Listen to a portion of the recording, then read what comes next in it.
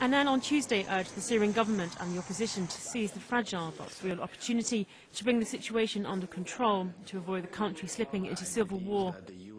He said there's been some decrease in the military activities, but there are still serious violations in the cessation of violence that was agreed from both the government and opposition sides. Annan said the total 300 observers will be on the ground in Syria by the end of May. Last month, the UN Security Council unanimously adopted a resolution to approve the deployment to Syria of up to 300 unarmed UN military observers. Under the resolution, the UN supervision mission in Syria has an initial period of 90 days to carry out its mandate. After listening to Annan, US Ambassador Susan Rice said the situation in Syria has become dire. The situation in Syria remains dire, especially for the millions who continue to endure daily attacks and who are in urgent need of humanitarian assistance. Rice reiterated Washington's call for President Bashar al-Assad to step down.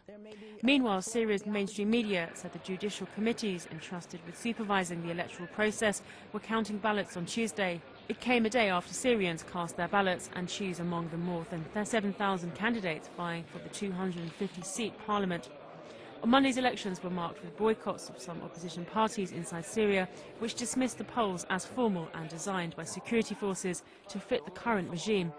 The elections were also criticised by the United States, which regarded the move as bordering on ludicrous. However, the Syrian government deems the elections as a large step of reform promised by embattled Syrian President Bashar al-Assad.